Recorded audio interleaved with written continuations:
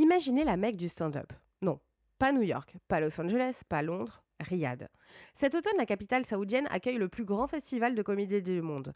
Plus de 50 stars du rire, de Kevin Hart à Whitney Cummings, réunies en plein désert sous la bannière de Vision 2030. Sur scène, des punchlines, en coulisses, des paradoxes. Parce que derrière les blagues, c'est tout un tout autre spectacle qui se joue. Et on va voir ça tout de suite.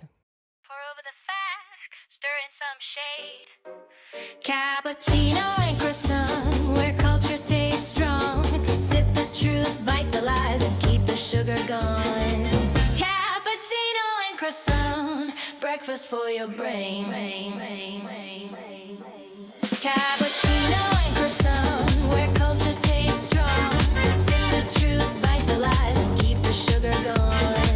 Cappuccino and croissant, breakfast for your brain. Il paraît que le rire est universel, et pourtant personne n'aurait parié que la nouvelle capitale mondiale de l'humour se trouverait au milieu du désert saoudien. Du 26 septembre au 9 octobre 2025, Riyad accueille ce qui est officiellement présenté comme le plus grand festival de comédie du monde. Oui, vous avez bien entendu, pas à New York, pas à Los Angeles, pas à Londres, Riyad. La ville qui, il y a encore 10 ans, n'était pas exactement connue pour ses soirées open mic, s'offre aujourd'hui un line-up capable de faire pâlir n'importe quelle comédie cellar. Au programme, plus de 50 humoristes internationaux. Et pas des seconds rôles. On parle de Kevin Hart, Russell Peters, Gabriel Iglesias, Pete Davidson, Chris Tucker, mais aussi Aziz Ansari, Bill Burr, Louis C.K., Tom Segura, Joyko, Whitney Cummings, bref, la crème, et parfois la crème aigre, du stand-up mondial. De quoi donner le vertige à toute autre scène comique qui se bat pour réunir une poignée de têtes d'affiche à la même date. Ici, l'Arabie Saoudite sort le chéquier, et pas qu'un peu.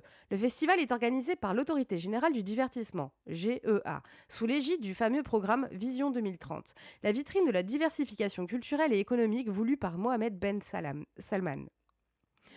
En apparence, c'est une grande fête. Boulevard City, le quartier de Riyad, transformé en parc d'attractions géant, se mue en temple du rire.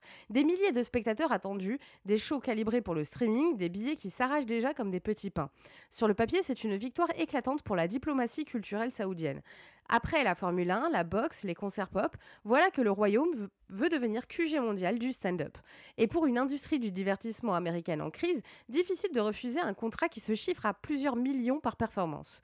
Mais derrière l'affiche glamour, les contradictions sont criantes.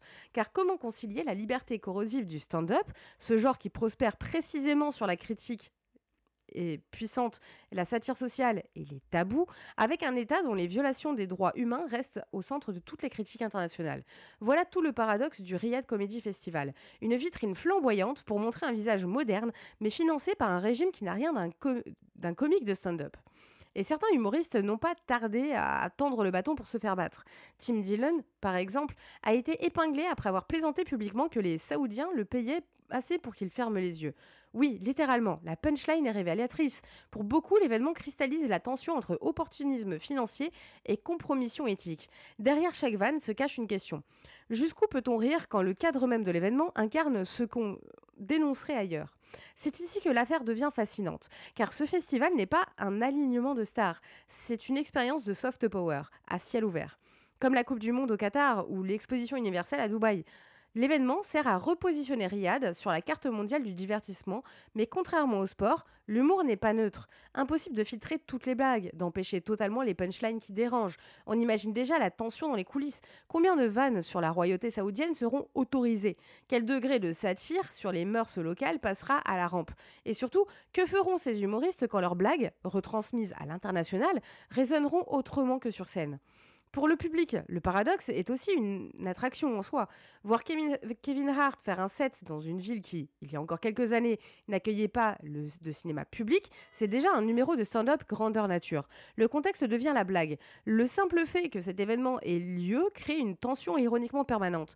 Un double niveau de lecture que même les scénaristes de Succession auraient du mal à inventer.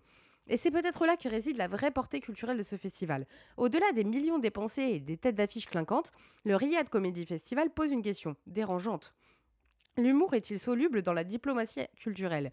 Ou, dit autrement, peut-on exporter la légèreté dans un contexte où le poids politique est si lourd?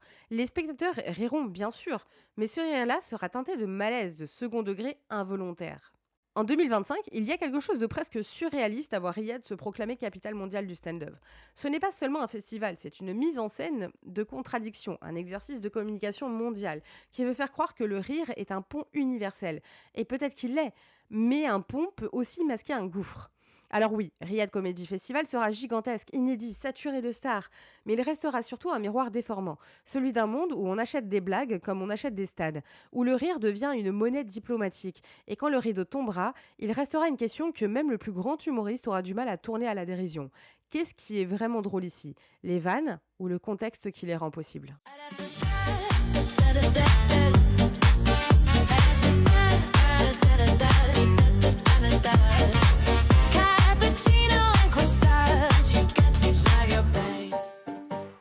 Alors, simple vitrine culturelle ou vrai tournant pour l'humour mondial?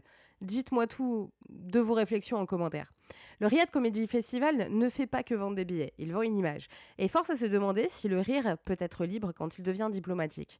Pour décoder l'enjeu derrière les punchlines et comprendre ce que ce festival dit de la pop culture mondiale en 2025, rendez-vous dimanche pour l'épisode intégral de Cappuccino et Croissant, accompagné de l'article complet sur le site.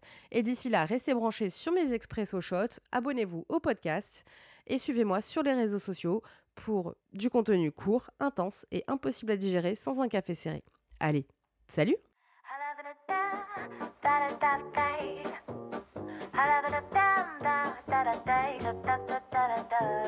The cup's dry, the croissant's gone, but the aftertaste still strong. We've sifted the hype from the headlines, left the sparkle where it belongs. Cappuccino and croissant, your guilty pleasure with a sharper edge. See you next week, bring an appetite. Out of the